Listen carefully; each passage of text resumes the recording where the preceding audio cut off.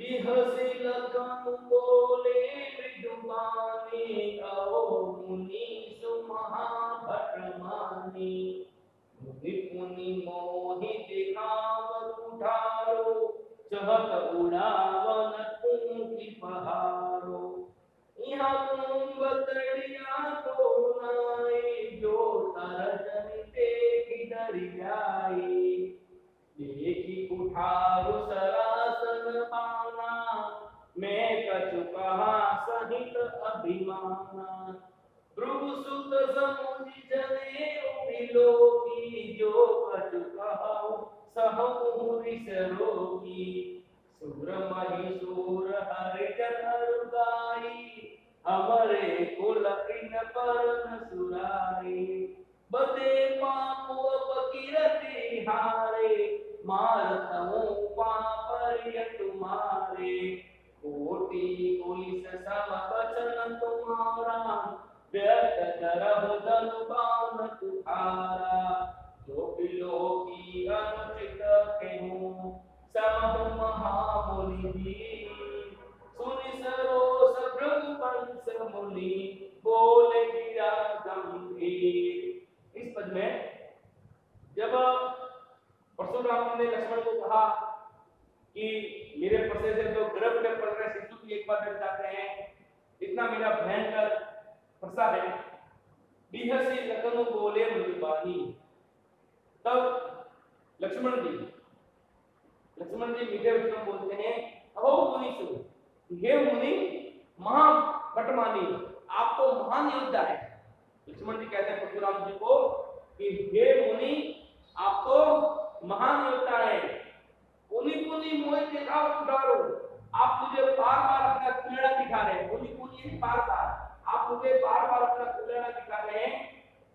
छत उड़ावर फूक पहाड़ो, आप तो ये समझ रहे हैं कि जैसे आपको ये फूक मारेंगे और पूरा का पूरा पहाड़ उड़ जाएगा। पुनि पुनि मोहि दिखाओ, आप मुझे बार बार अपना प्रसाद दिखा रहे हैं, कुलेड़ा दिखा रहे हैं। आप फूक मारकर जैसे वो पहाड़ उड़ाना चाहते हैं। यहाँ कुंभकर्णिया को नहीं, कुंभकर्णिया उत्तर प्रदेश में एक ऐसा फूल होता है। उत्तर प्रदेश में होने वाला फूल है कुंभकर्णिया, जो बिल्कुल चुटकी से ऐसा करने वाले फूल को उड़ यानी पूरा पूरा फूल यानी वो अपने बाहर निकल आता है और यानी फूल टूट जाता है। यहाँ कुंभकर्णिया को नहीं, मैं कोई काशी के अंदर या उत्तर प्रदेश के काशी में उगने वाला वो कुंभकर्णिया नाम का फल नहीं हो, जो तरजनी देखी चली जाएगी, जो आप तरजनी उंगली से उसको उठा लोगे। मैं कोई ऐसा वैसा कुंभकर्णिया कोई काशी फल जैसा नहीं हो, जो तरजनी उंगली से आप उसको हटा दोगे। देखी उठा लो सरासन बाना, मैं कछु कहा सही तो अभिमाना। मैंने आपके पास में अपने धनुष बाण कुलाड़ा देख करके जो, और आप अभिमान में आकर के बोल रहे हैं, अभिमान में आकर के आप मुझे बता रहे हैं। भृगुसुत समुझी, आप अभिमान में आकर जो कुछ भी मुझे कह रहे हैं, भृगुसुत यानी भृगु ऋषि का पुत्र ब्राह्मण समझ करके जनेऊ बिलोकी, और आपके जनेऊ धारण किया हुआ है, आपके यज्ञों पवित्र जनेऊ धारण किया हुआ है। इसलिए जो कछु कहो, इसलिए जो कुछ आपने कहा है सहु रिस रोगी, उसको मैंने मतलब जो कुछ भी आपने कहा उसको मैंने क्रोध को वश में करके मैंने उसको सुन लिया है, उसको मैंने सुन लिया है।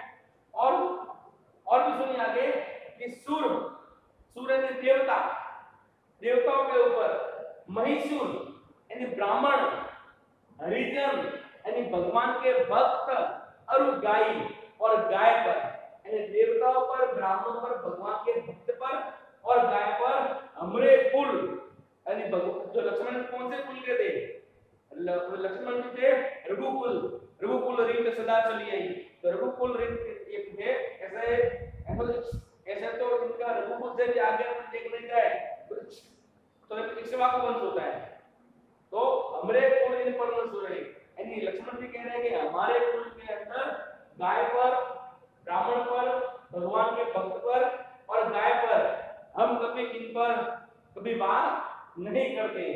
और आप तो ब्राह्मण है, लक्ष्मण जी ने परशुराम को कहा आप तो ब्राह्मण है, बदे पाप हो, यदि आप युद्ध में मारे गए तो भी मुझे पाप लगेगा।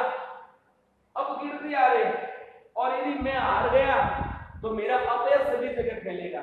यदि आप मर गए तो मुझे पाप लगेगा, और यदि मैं युद्ध में हार गया तो सभी जगह मेरा अपयश फैलेगा, मेरी अपकीर्ति फैलेगी।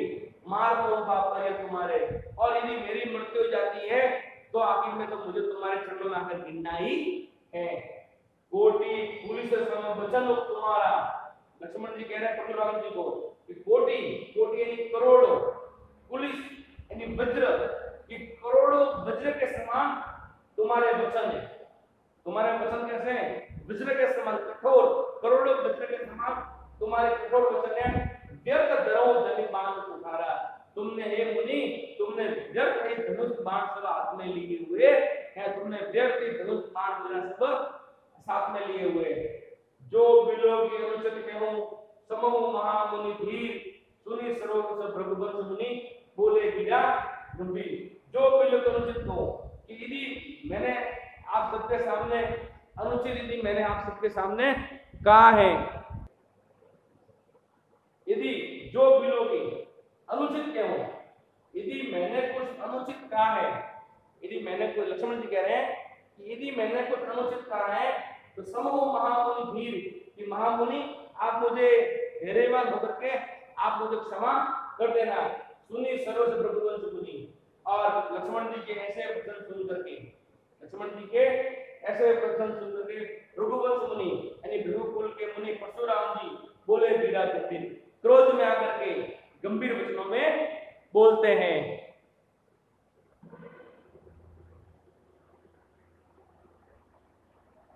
कौशिक सुनहु मंदयहु बालक, कुटिल काल बस निज कुल कालको।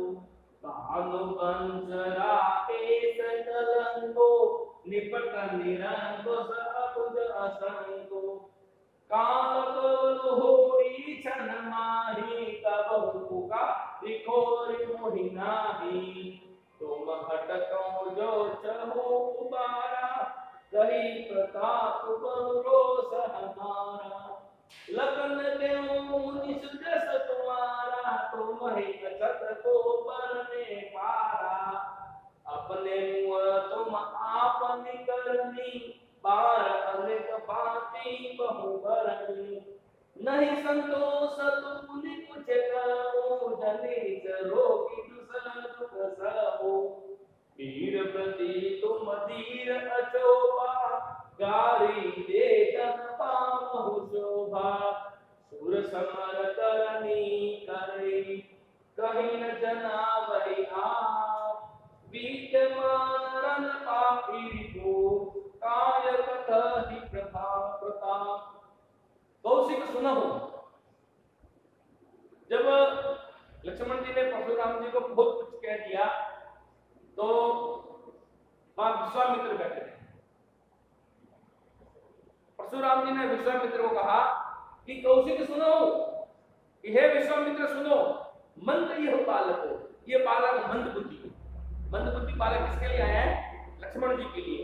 यानी परशुराम जी विश्वामित्र को कह रहे हैं कि कौशिक सुनो, हे विश्वामित्र सुनो, मंद यह बालक हो, ये बालक मंद बुद्धि है, ये बालक मंद बुद्धि है। कुटिल काल बस कुल बालक हो, ये काल के वश में आ गया है, ये काल का ग्रास बन रहा है, ये काल के वश में आ गए निज कुल बाल को। ये खुद के कुल से अपने स्वयं को नष्ट कर रहा है।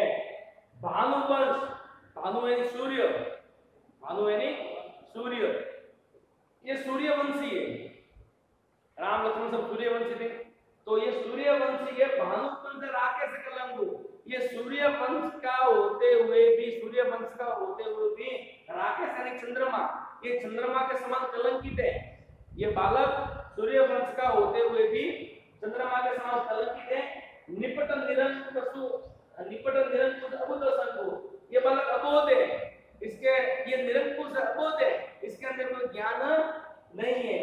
काल कवल होई जन्माई, ये कुछ ही समय के अंदर काल का कलेवा यानी काल का नाश्ता, काल का खाना, काल का ग्रास, ये कुछ ही समय में अभी काल का ग्रास हो जाएगा। क्षणमय, ये क्षण भर के अंदर, ये क्षण भर के अंदर अभी काल का कलेवा हो जाएगा।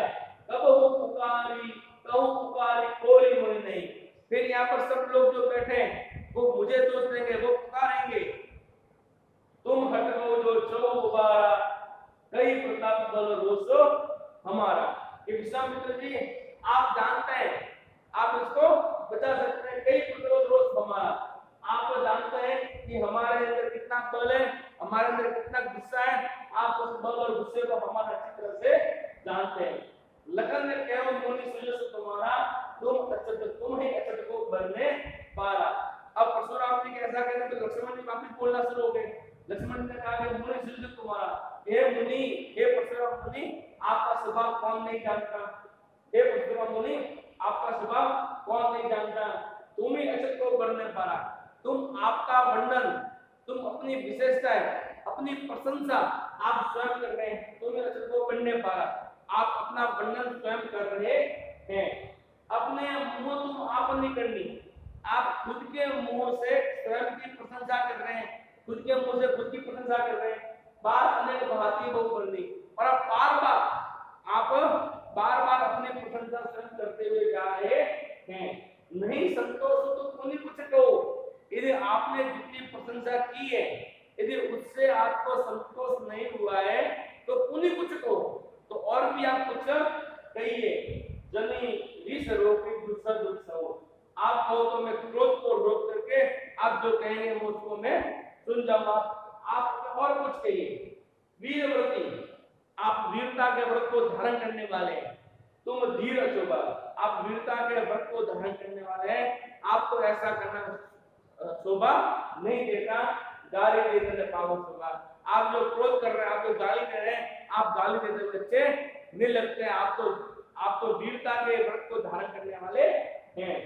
सूर समर करनी करेंगे, जो सूर लोग होते हैं, जो सूर ने वीर, जो वीर लोग होते हैं, जिनके अंदर वीरता होती है, वो युद्ध भूमि के अंदर, समर ने युद्ध भूमि के अंदर वो अपनी डींगे नहीं आते हैं, अपनी बातें नहीं करते हैं।